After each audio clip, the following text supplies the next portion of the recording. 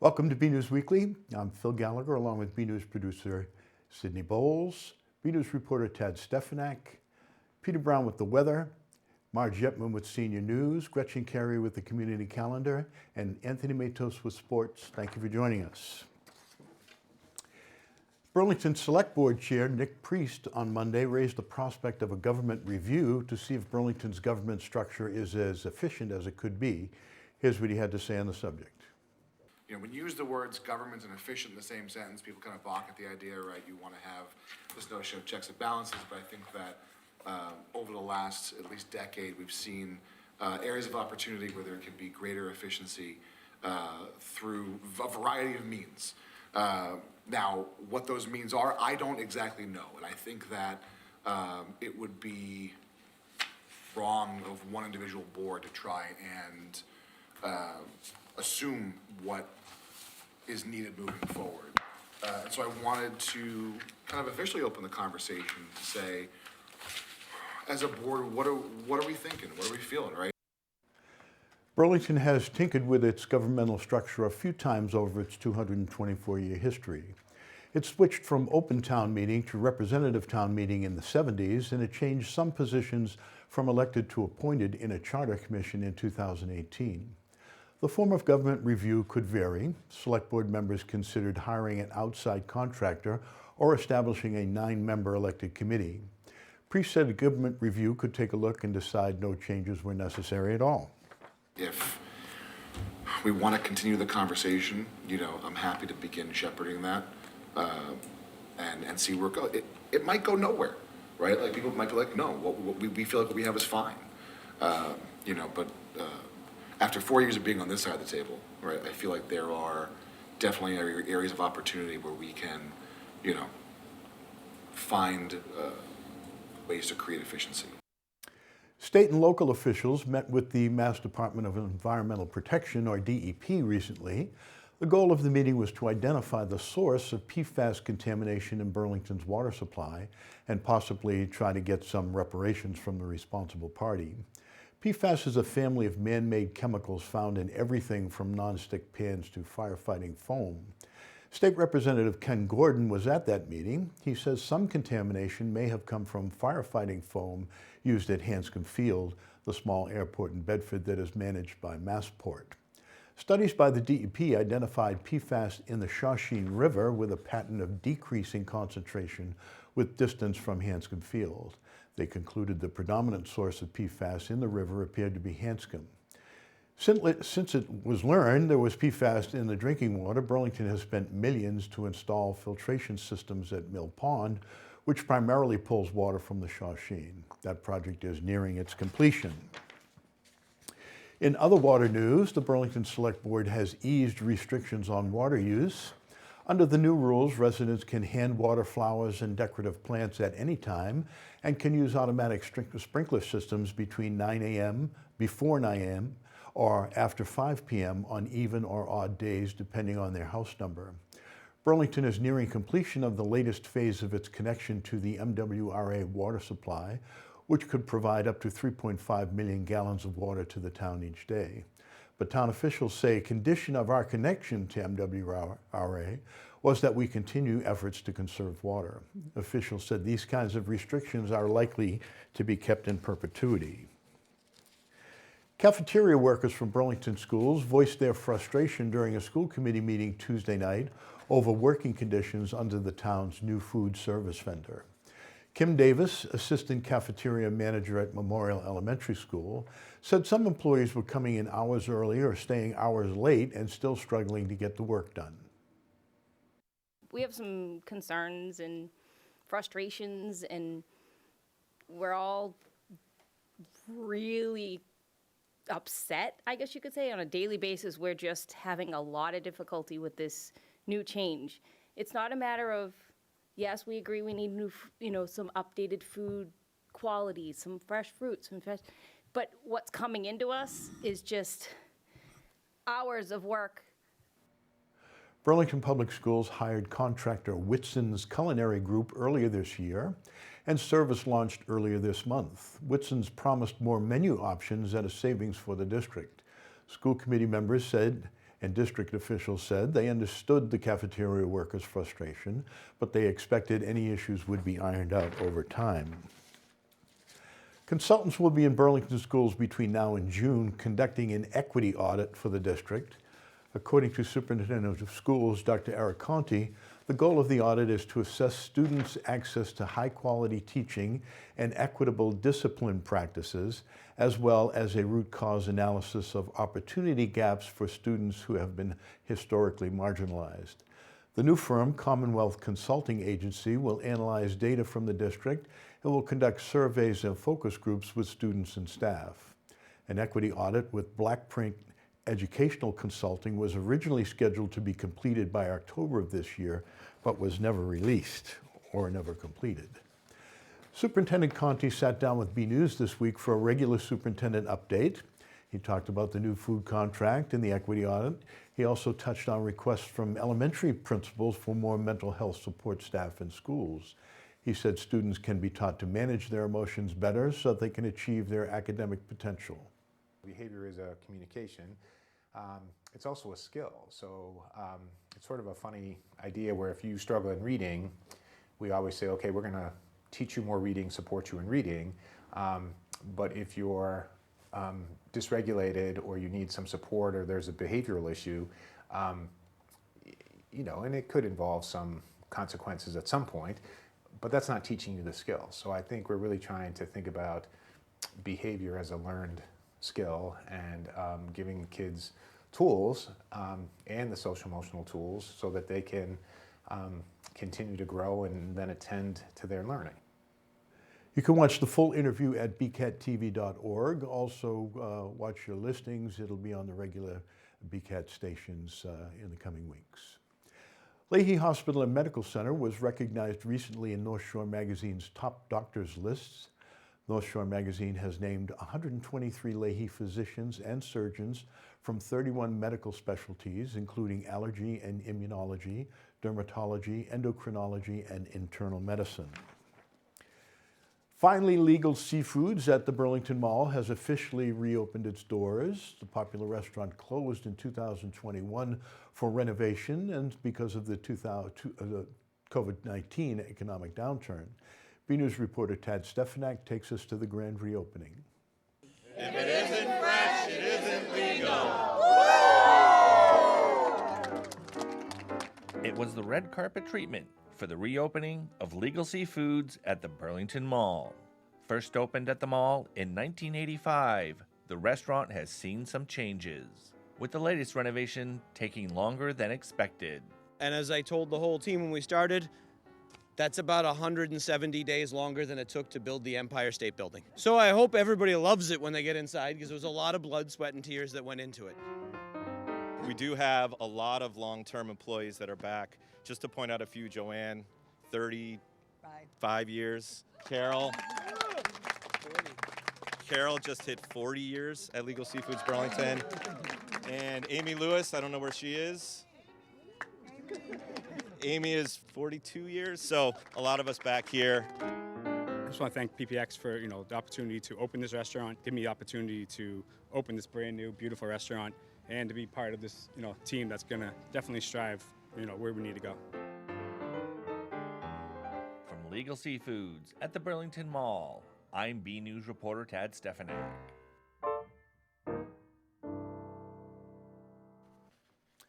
Burlington residents are probably familiar with the used book Superstore, which markets itself as the largest used bookstore in New England.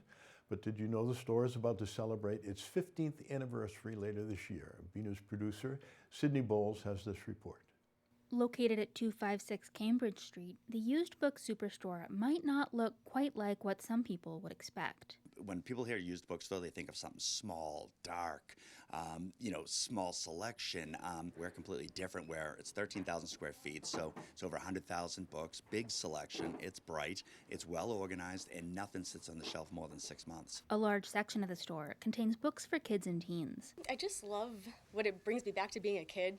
I always remember going to the library with my mom or going to local stores. It would buy books and she would love the pop-up ones, so I love the colors, and I love when a kid comes in, they're like, oh, I read that book in school, can we please get it? Just makes you happy. Owner Bob Ticehurst says he wasn't always a big reader, but now he's gotten into the spirit. I always like the business stuff. I like regular fiction, like legal fiction, some of those, a lot of the military stuff too.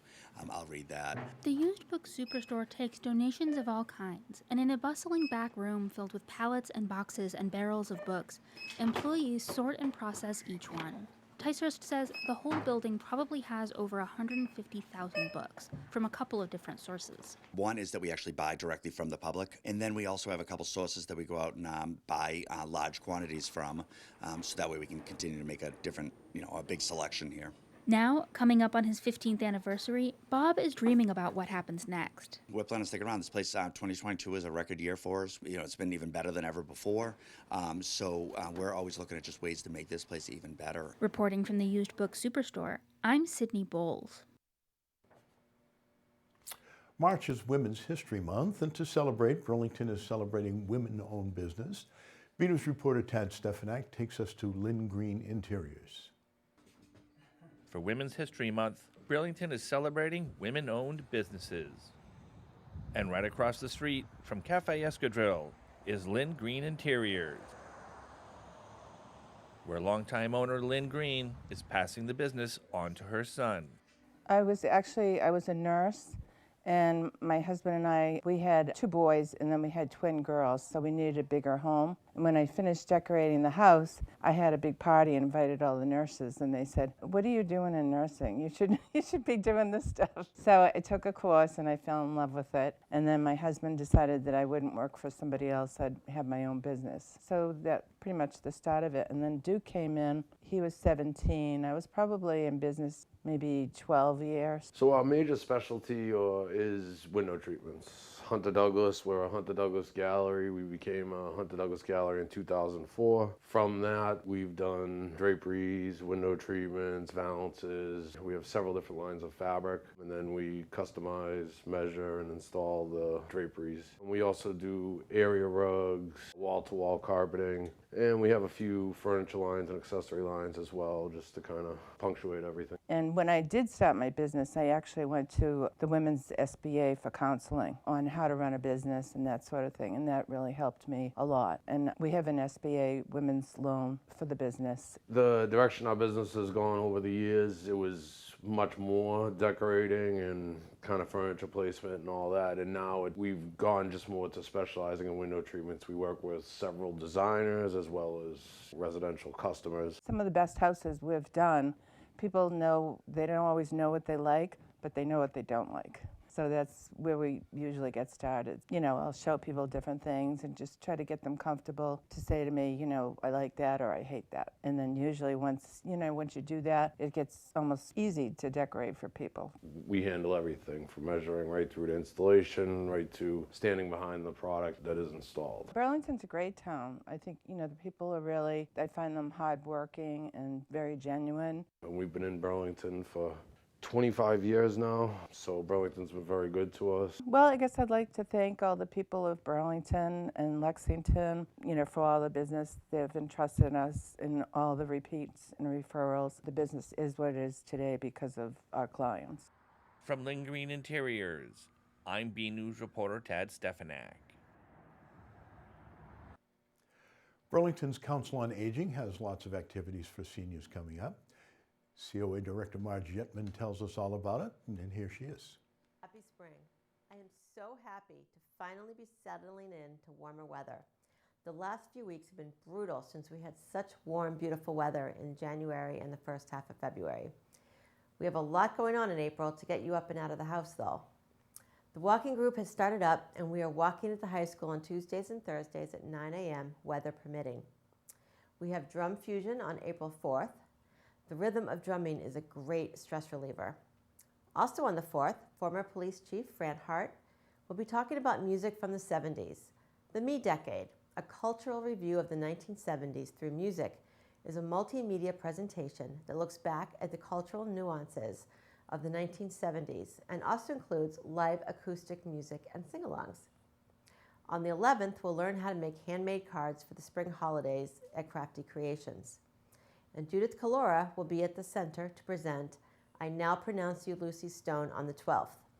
Lucy was an orator, abolitionist, and influential women's rights activist who was not only the first woman from Massachusetts to graduate from college, but also refused to take her husband's name because she believed her name was her identity. On the 18th, we have singer and impersonator Joey Voices performing, and we have Dr. Mike Stair coming to talk about strong bones on the 19th. Strong bones are incredibly important when it comes to living an active, long life.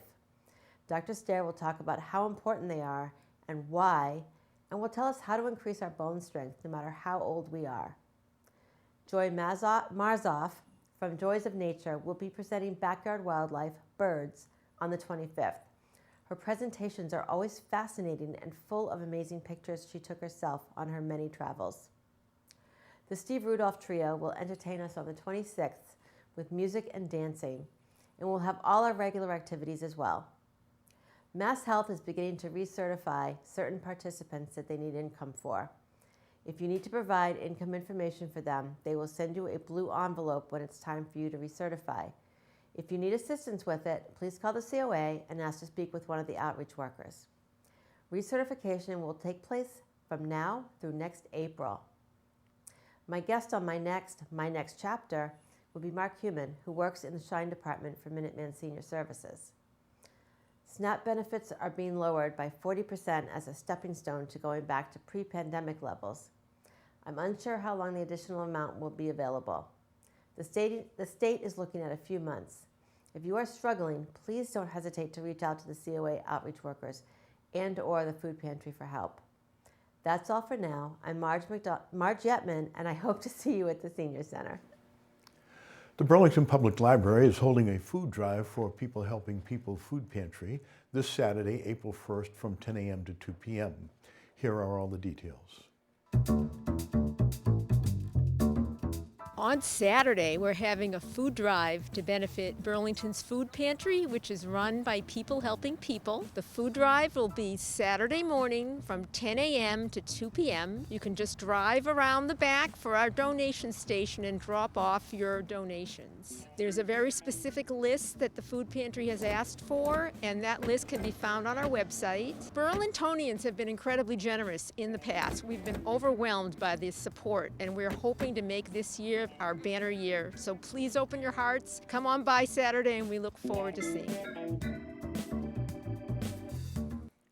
Okay, maybe on your way to the polls, because Election Day is Saturday, you could stop at the public library with a donation. Let's take a look at the weather this week. BNEWS meteorologist Peter Brown has your forecast, and stay tuned for your community calendar with Gretchen Carey. Well, hello everyone. This is Peter Brown, the look at your weather for the next 7 days. Here we are heading into April. We are heading into the midst of spring. Starting on our period on Friday, we should be seeing temperatures at this time of the year in the low to mid 50s. And it's actually going to be starting out a little bit cooler than that, with some unsettled weather coming in for the start of our weekend. But as we get towards the end of our period into next Thursday, our average highs should be getting into the mid to upper 50s. And we probably, I think right now, looking at it, we're going to be about 10 degrees warmer than that as we head in towards the end of the period. Looking at our temperature map, they're expecting us to have above average temperatures. I'm seeing that as well, kind of going to be up and down again. Like I said, the start of the week is kind of going to be a seesaw with temperatures, with cold fronts coming in every other day, knocking our temperatures down. But thereafter, I think getting in towards the middle to the end of next work week, we're really going to see those temperatures start to go up. And looking at our precipitation chances, looks like we're expecting average precipitation. Really, the only spot chances of rain are going to be this weekend and then maybe at the tail end of the week. Saturday, though, we get the warm side of this rainstorm coming into the Burlington area. Our temperature is going to soar up into the mid-60s. We may even see a couple of thunderstorms out there. I know we haven't seen those for a couple of months around here in the Burlington area. Thereafter, a strong cold front's going to come through and knock our temperatures back down into the 40s on Sunday. So a chilly breeze out there again on Sunday. However, then on Monday, we're going to recuperate as we start the work week. We're going to see a chance of maybe some light showers later in the day, but temperatures very pleasant in the upper 50s to near 60. That's going to continue as we go through Wednesday, and then Thursday again, we're going to see a kind of stronger rainstorm moving up to the west of New England. And that again is going to bring that chance of warm air to flood in here. Yes, I am actually calling for highs to be in the upper 60s to maybe near 70 in some places if the sun comes out. So that's something to definitely look forward to as we head in towards spring. So everyone, get out there, enjoy the weather, and have a great week.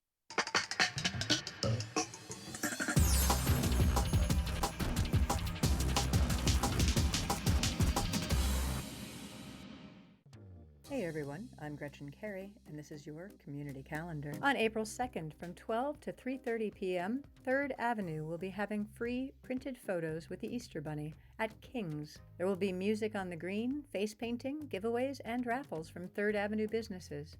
Everyone is welcome to the event. On April 6th at 4 p.m., the Burlington Public Library will be having an egg-tastic story and craft for children in pre-K through 3rd grade. Pre-registration is required. For more information and to register, go to burlingtonpubliclibrary.org. Also on April 6th at 5:30 p.m., the Burlington Parks and Recreation Department is having an egg hunt at Simons Park for 2 to 12-year-olds. Everyone is welcome and the event is free. Don't forget to bring your Easter baskets. I'm Gretchen Carey, and that was your community calendar. Now it's time for sports. BNEWS Sports reporter Anthony Matos has your update. And keep an eye out for an exciting update on Burlington High School alumni who made it to the Elite Eight round of the NCAA playoffs. Hey everyone, I'm Anthony Matos in this weekly sports report. The spring season is underway here at BHS. BHS alumni Marina Callahan competed in the Elite Eight with her team as Assumption. For more, we go to BNEWS Sports reporter Robert Paris. Burlington alumni Marina Callahan had a memorable experience in her sophomore year at Assumption University as the women's basketball team made it to the Elite Eight. It has been a complete 360 from our last season. Last year we were a little bit under 500, and this year we made it to the Elite Eight for the first time ever and won the regional championship. So it's been such a whirlwind of a season, and I couldn't have asked for a better one. The Assumption Greyhounds hosted 3 playoff games in the NCAA tourney. In the first round, the team defeated Dominican University of New York 71-49. Next was the round of 32 against Bentley University 62-47. The Sweet 16 round against Jefferson was right before the Elite Eight. The Greyhounds held on to win it by 5, 62-57. We had the opportunity to host our regionals, so we had 3 home games before we ended up going to Missouri. So the crowd that we had was packed. We had almost 1,000 people there for our championship game. And that's everything I wanted when we hosted that championship game my senior year of high school. And then everyone stormed the court after, and it was just so amazing. Like, it was a scene out of a movie, I kid you not. We were down 13 going to the 4th quarter, came back, the only lead we had of the whole game, and then we ended up winning. So it was really awesome. Before the lead up to the big game, the team participated in a variety of events with the other schools down in Missouri. It was awesome. Going to Missouri, we got to do community service with the surrounding schools, and then all of the kids from that school came to our game. So it's like we had a fan section there too, along with all of our parents. We had a huge banquet dinner where they introduced all the Elite Eight teams. The mayor of Missouri spoke, the head of the NCAA for like the Elite Eight spoke, introduced everyone, gave out some awards. It was really so awesome. And we had a couple practice days, and then we ended up going to play. We did end up losing, but I wouldn't trade the experience for anything. Callahan's former high school coach, Pam McKay, attended their games and is very proud of Marina's journey. I mean, one thing I love to emphasize to all of my athletes, regardless of if they choose basketball or anything else, but if they decide to pursue a sport in college, that it's a life-changing experience. I just talk about, for me, some of my closest friends, people that I rely on daily, people that I've been able to lean on through parenthood and everything else. Those were my college teammates, and that's an experience I want them to get. That, yes, we're competitive, we emphasize winning, that is the goal, especially at the college level, but ultimately you're gonna get so much more out of that. So for her, to see her make the adjustment to a different position, learn to be a part of a team of girls that she had never previously played with, find her niche within that and have an impact well beyond statistics. I always emphasize to Marina that her greatest impact is who she is as a person. She makes basketball enjoyable for the people around her. I'm Robert Paris for BNews Sports. Boys volleyball had a scrimmage over Central Catholic, tying 2-2 on March 24th. The Red Devils season kicks off on March 31st with Billerica Memorial. As of this taping, the game is still to be played. Girls lacrosse will kick off the season on April 4th at Winchester High School. Boys lacrosse had 2 scrimmages last weekend, Manchester Essex and Swampscott on March 24th and 25th, where they came up short.